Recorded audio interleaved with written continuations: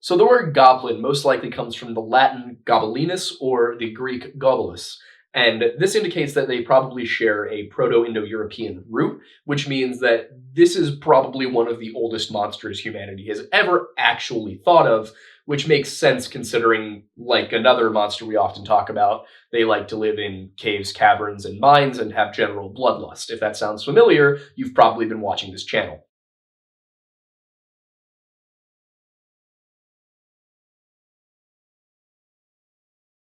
Now, the term goblin, much like the Normans, made its way into English during the High Middle Ages.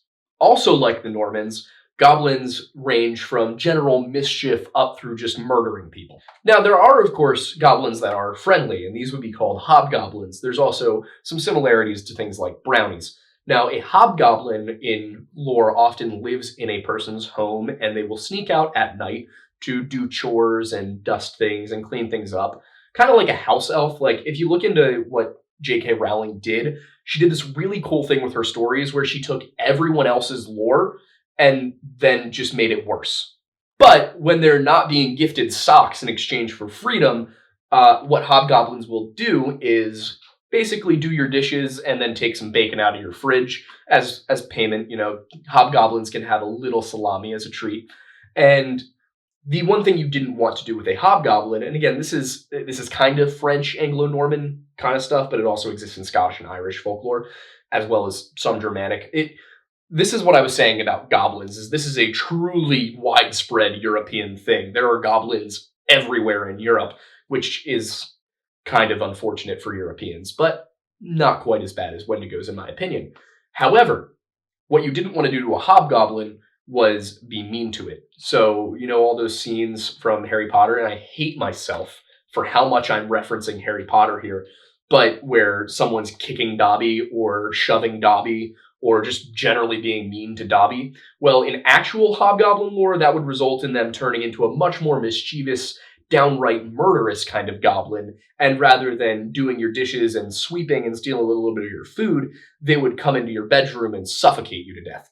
Or actually, more likely, they would stab you a bunch of times, because it's kind of like Gremlins, except it's not about feeding them after midnight. It's about just general debauchery on their part. They go from 0 to 60 very quickly. Now, there's several other kinds of goblins, of course, that you have to look into here. There's also a very specific kind called a red cap, and a red cap is denoted by the red cap it often wears. Now, these are more common in Scottish folklore, and they are apparently scared off by the cross. But like many things in European history and folklore, it seems that that was probably a later addition. There's not much to indicate, even within Christian lore. I hate that I said Christian lore. Oh my god, what have I become? Anyway, there's no real evidence that anything paranormal is really scared off by a cross.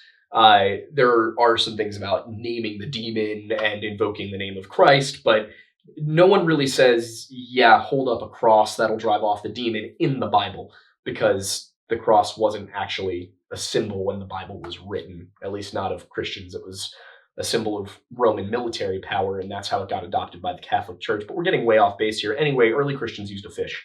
So back to red caps. Unlike your standard goblin that we think of today very often, red caps would live more in forests and also in caves. So they would be a little bit less shy about going above ground. Like I said, though, we have a modern conception of what a goblin is, and I would be remiss if I didn't spend most of this video talking about Tolkien's influence on what we view certain monsters as. So what Tolkien did was he took everybody's mythology and made it better. Again, this is in sharp contrast to J.K. Rowling. And then, of course, there's George R.R. Martin, who just kind of took history and made it incest. Although, to be fair, there was a lot of that in history. Anyway, goblins in Tolkien's mythology are more like a diminutive reference to orcs. They're smaller orcs, essentially. And in The Hobbit, there's not actually a real differentiation made. They're kind of the same thing, but this is because Tolkien wrote The Hobbit first, and The Lord of the Rings and The Hobbit weren't originally going to be in the same universe, and then everything got mixed together, and it made everyone's lives much better, except for George R.R. Martin, who's more concerned with Aragorn's tax policy, because he's kind of a Reddit atheist, but that's beside the point. So Tolkien's goblins are more like a twisted elf that has been bred down over time into a much smaller size. They don't like sunlight. They're not very intelligent. They kind of use horde tactics, but they are dangerous in large numbers. And as we see in the Battle of the Five Armies, which did not need to be made into a 3-hour movie because it's literally 5 pages of the book. But what we got was a CGI mess in 60 frames per second that accentuated the fact that goblins are just orcs. The later lore really obfuscates the difference between goblins and orcs and Orokai and all of this. It kind of feels like Tolkien didn't really know exactly where he was going at any point during the writing, which if you read his letters is kind of what he admits to. One fun fact about Lord of the Rings, and wow, I'm off topic, is the fact that he actually did not have a solid plan for the story up until they got to Rivendell, which in the movie is not that long, but in the book, we're talking about like 400 pages. So Tolkien wrote the length of a normal fantasy novel before he got to the point where most people even decide the general direction the story is going. I'm guilty of this myself, but mine didn't get turned into the most influential work of all time. Also, quick side note, Charles Dickens is the worst English language author ever to exist, and I will stand by that. There is nobody worse than Charles Dickens. Everything he wrote was simply to reach a word count. His books are the equivalent of it's 11:55 p.m. and you're 480 words into a 500-word essay. That's exactly what his books are, and that's why you read them and you're like, okay, where's the story going? And then you get to the climax and you're so excited and you think there's going to be something that happens and then it doesn't. I read the entirety of Great Expectations, and I don't know what that book was about. It really puzzles me. It was like, the book started off, well, it's like this young boy is being chased by soldiers, and then by the end I'm like, why are we talking about Australia? Anyway, misconception about Lord of the Rings from people who don't really dive into the lore, which is totally fine, because it's a ridiculous amount of lore. Like, oh my god, is it a lot of lore. But Gollum is not a goblin. He's actually a store hobbit who gets corrupted by the ring and turns into the thing that Andy Serkis absolutely deserved an Oscar for, but didn't get because of some technicalities.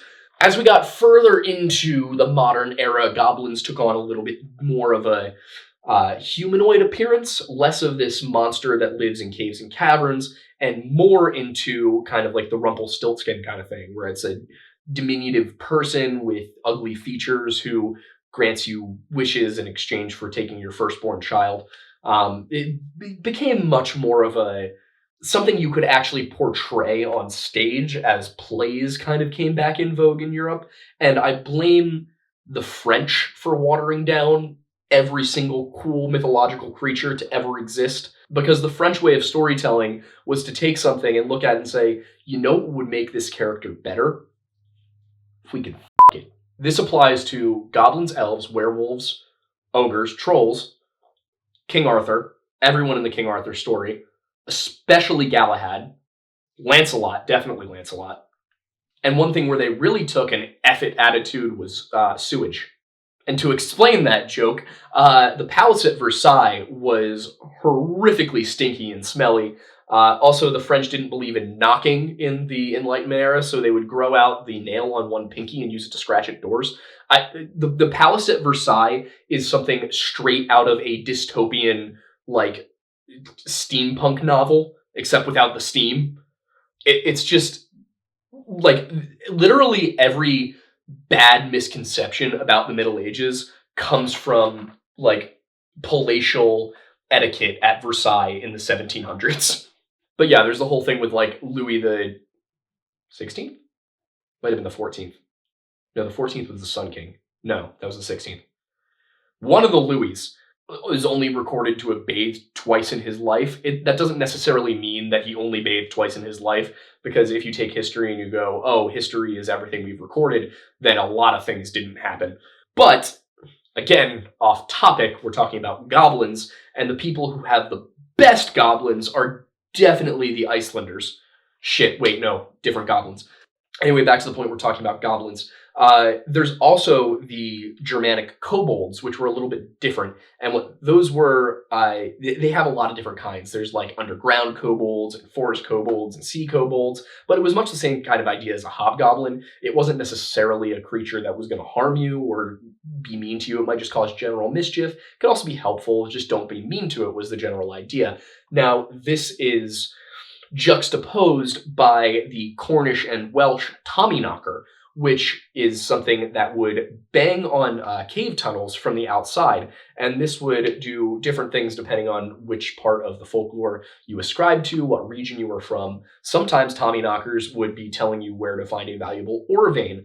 Other times, they would be warning you that they were about to cave your mine in just for shits and gigs. So goblins, really just a wide variety of demeanors and humors, to speak in medieval terms. But the best goblins, in my opinion, come from Iceland, and this is the Yule Lads. And I'm gonna read you off the list of the Yule Lads. These are, of course, the English translations, but the Icelandic names are so much funnier, so I encourage you to look them up. So we've got Sheepshote Clod, who suckles on ewes. Not you, ewes. Sheepshote Clod does not suckle on you. We've got Gullygawk, who steals the foam off cow's milk. We've got Stubby, who's short and steals things off of frying pans. You're going to catch on that there's a lot of stealing and food involved in this. We've got Spoonlicker. We've got Bowl Licker. We've got Pot Scraper. Door Slammer, which all the other ones are kind of like, all right, I get it. They're looking for nutrition and, they're taking food or milk or whatever. Door Slammer just sounds like an asshole. And by the way this works is that you get you get them in order the 13 days leading up to Christmas. Now, this is actually a revised version of the legend where their mother would come and steal naughty children so she could eat them. We've also got Skyr Gobbler, who steals the skyr, which is a Icelandic fermented yogurt drink.